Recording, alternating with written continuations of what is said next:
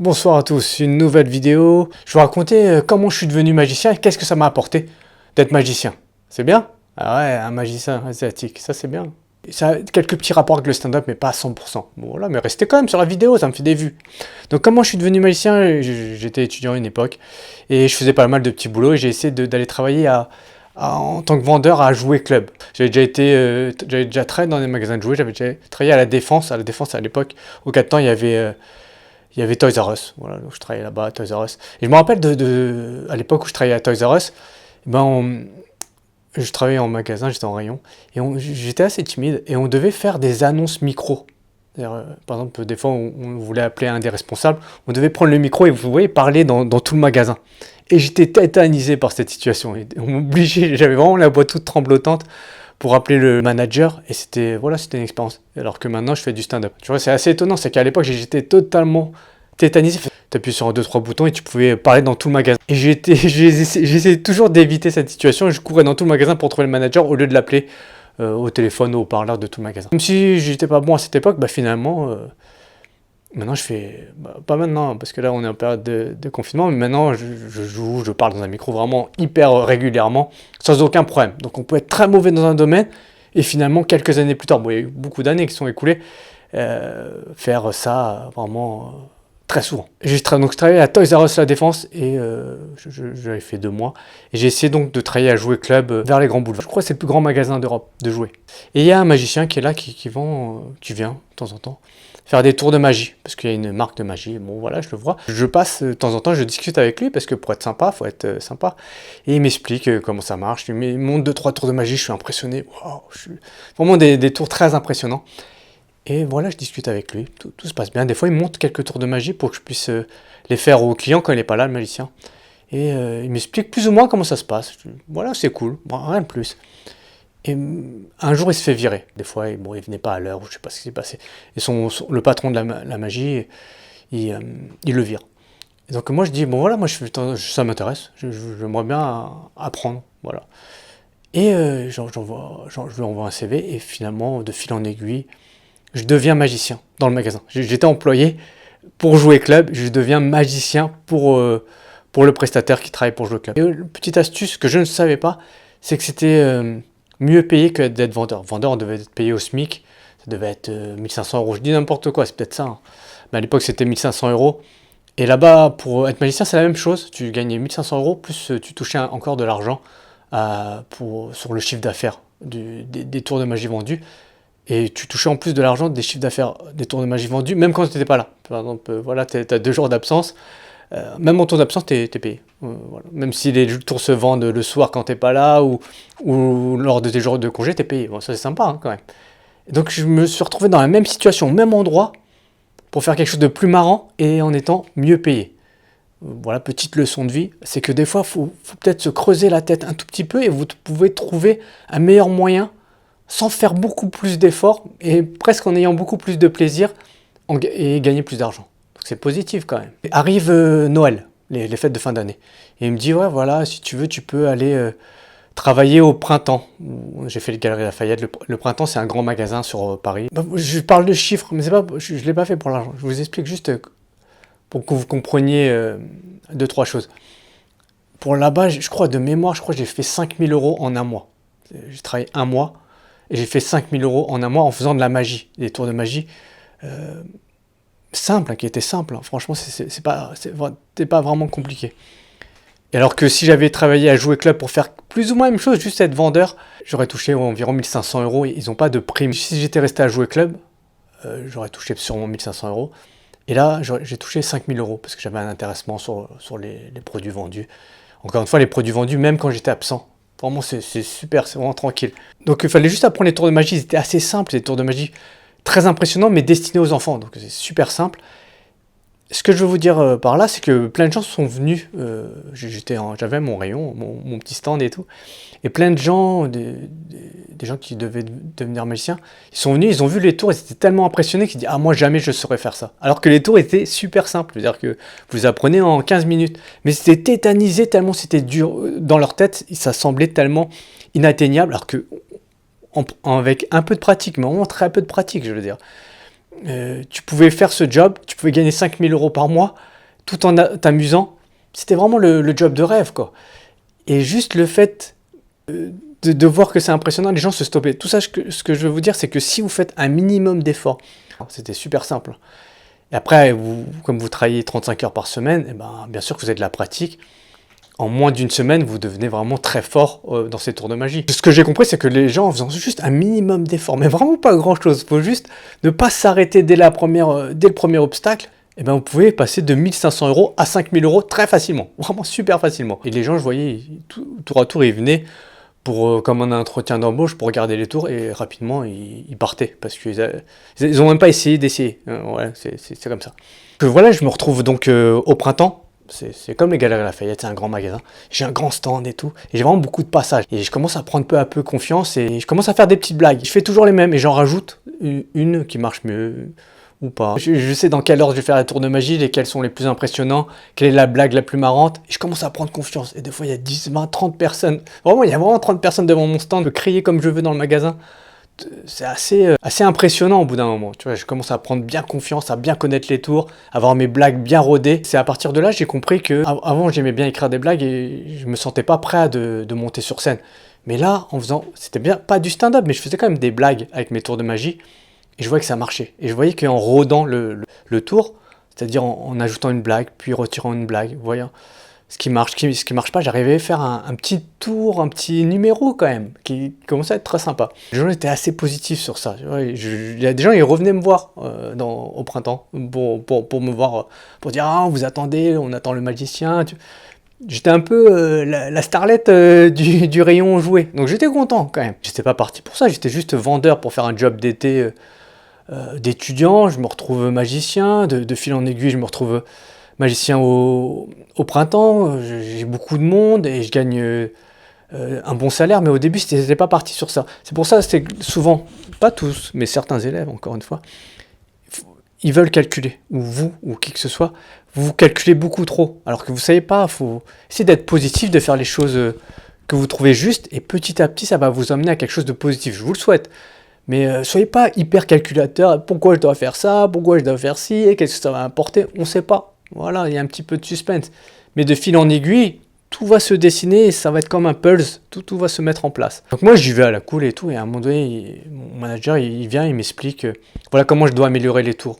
Qu'est-ce que je dois dire, qu'est-ce que je dois pas dire. Et j'ai vu qu'en écoutant ses conseils, vraiment mot à mot, vu qu'il avait de l'expérience, j'arrivais à changer les choses, à améliorer le tour.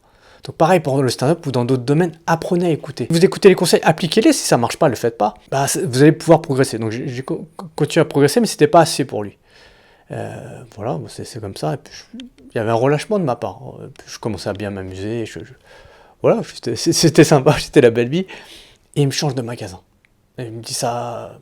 Et je sors du magasin. Alors que j'étais la starlette du printemps, franchement c'était bien, la cantine. Il y a du monde, c'est un bel endroit.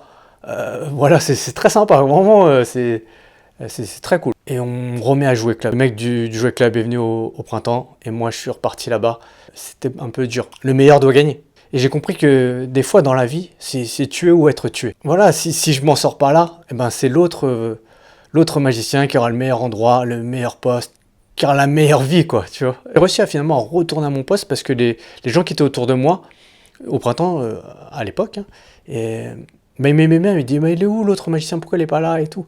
Et donc mon manager il a compris ça, il m'a remis au même endroit et là je me suis amélioré. Voilà, c'est même si des fois les gens ne comprennent pas le stand-up ou dans d'autres domaines aussi, des fois je suis désolé de dire cette phrase, c'est tuer ou être tué. Même si c'est violent comme phrase. Comme faire les jeux des chaises musicales. Vous voyez les jeux des chaises musicales, le stand-up parfois c'est la même chose, mais sauf qu'il y a plusieurs candidats, il n'y a qu'une seule chaise. Ouais, tout le monde ne pourra pas s'asseoir dessus. Vous voulez jouer dans les meilleures scènes, aux meilleurs endroits, mais beaucoup de gens veulent jouer là. Et il faut faire la meilleure proposition possible. Il n'y a pas d'égalité. Je veux dire que des fois les meilleurs, certains, je gérais un plateau de qualité à un moment donné et j'essayais de faire venir les meilleurs comédiens. C'était très difficile parce qu'ils avaient beaucoup de plateaux. Ils jouaient énormément. Certains, voilà, ils disent je peux pas jouer tous les jours. J'en ai marre. J'en ai pas marre, mais des fois je m'accorde un jour de repos parce que sinon on me propose vraiment de jouer tout le temps. Les meilleurs ont un maximum de scènes et les moins bons, ça sera beaucoup plus difficile. Des fois vous devez comprendre ça. Des fois la vie c'est tuer ou être tué. C'est une image, hein, c'est pas, j'appelle pas la violence, c'est pas ça. Mais au bout d'un moment, c'était soit on pouvait pas être à deux au même endroit. C'est-à-dire, il y a un bon spot, un bon endroit. Soit c'est moi, ou soit c'est lui, ou c'était moi. Bon, ça c'était cool. Le deuxième élément, c'est que les gens autour de moi avec qui je travaillais, je savais pas que j'allais être changé de poste. Et c'est un petit peu eux qui m'ont aidé à revenir. Donc tout ça pour vous dire, dans le stand-up, essayez d'être poli avec tout le monde, essayez d'être gentil, à minimum, hein. Soyez pas hypocrite, c'est pas mon propos. Parce que c'est peut-être eux qui vont vous ramener à la vie, vous ramener à la maison. Vous comprenez? Des fois, les gens ils parlent mal, ils se pensent au-dessus des autres. Bien sûr, à un moment donné, vous pouvez être au-dessus des autres, mais des fois, vous retombez. Et ben là, qui va vous aider? Qui va vous tendre la main? C'est ça la question. Qui va vous tendre la main? Et après, j'ai repris mes études, j'ai juste fait de la magie quelques temps. Et après, quelques années plus tard, je suis parti vivre à Londres. J'ai vécu 2 fois à Londres. Là, je suis reparti à Londres. Et je suis devenu, comme j'avais cette expérience de magicien, je suis devenu magicien chez Harrods. C'est un grand magasin, encore plus prestigieux que le Printemps. Un grand magasin à Londres.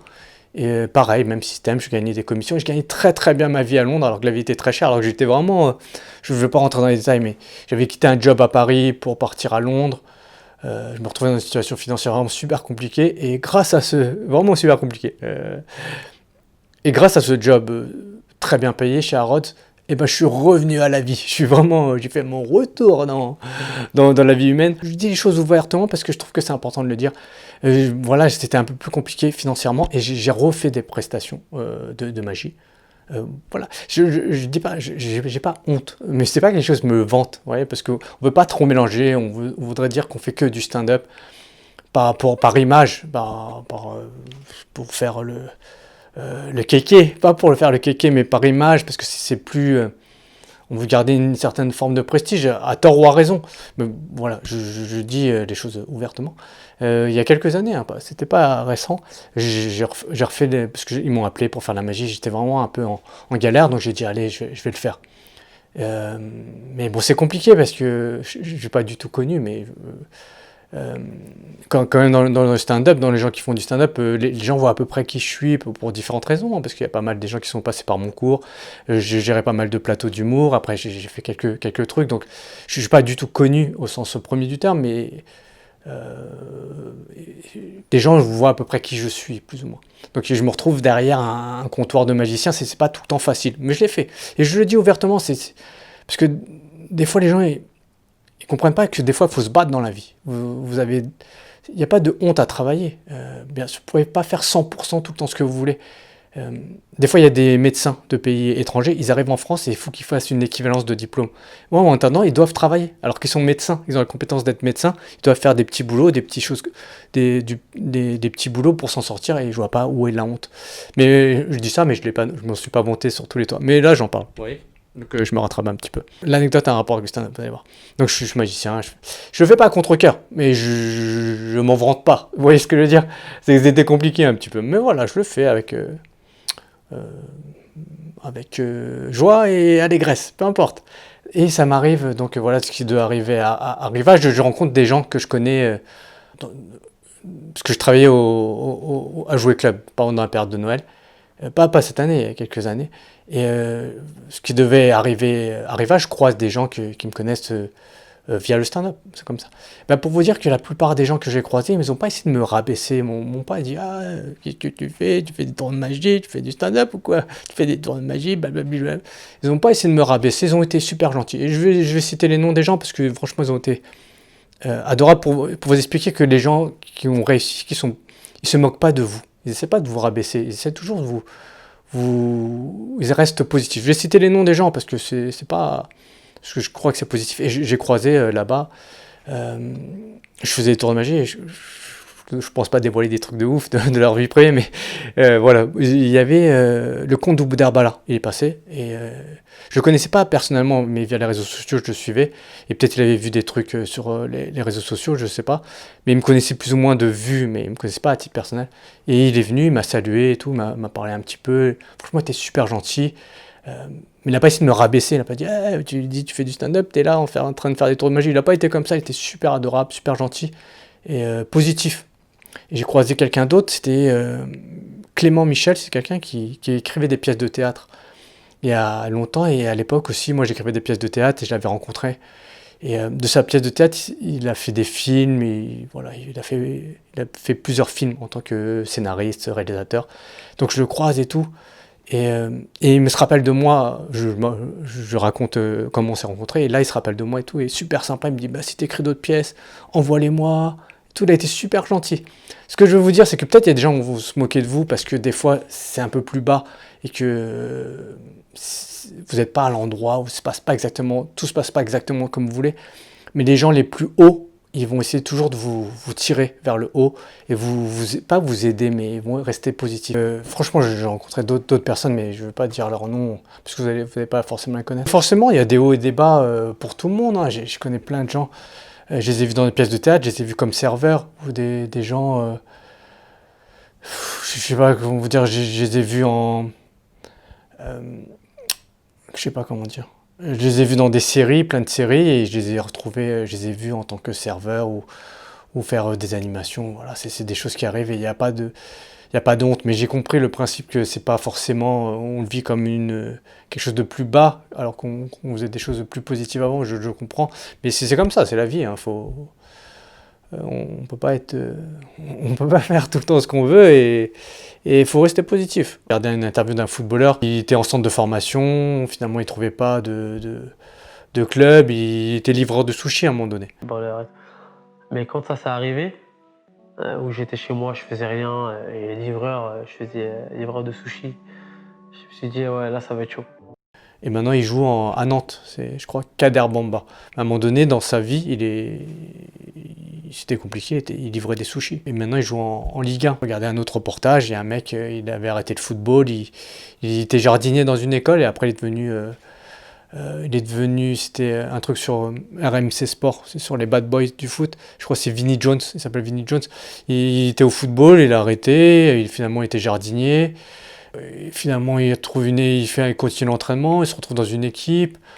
Il est connu pour être un bad boy, il y a un réalisateur il gagne des titres, il joue en première ligue, c'est l'un des plus grands championnats d'Europe. Il gagne des titres, je crois qu'il gagne la Cup, un truc comme ça. Et après il fait du cinéma, il se retrouve avec Brad Pitt au cinéma. C'est assez étrange, mais c'est comme ça, c'est la vie. T'es jardinier, tu crois pas que tu vas être footballeur, finalement t'es footballeur, finalement tu gagnes des titres. Finalement, t'es repéré pour d'autres choses que le football. Hein. Et tu joues avec Brad Pitt au cinéma, on sait pas pourquoi. C'est comme ça. J'espère que vous avez aimé cette vidéo, que ça vous a apporté des choses. Mettez un petit pouce sur la vidéo, abonnez-vous à ma chaîne YouTube. C'est important, les abonnements, c'est super important. Pour moi, ça me fait plaisir, ça m'apporte des choses. Je me dis, franchement, il y a des gens qui me regardent, donc ça, c'est cool. Mettez un petit pouce vraiment sur la vidéo, c'est super important. Je compte sur vous. Et à très bientôt pour d'autres vidéos. Ciao, bye.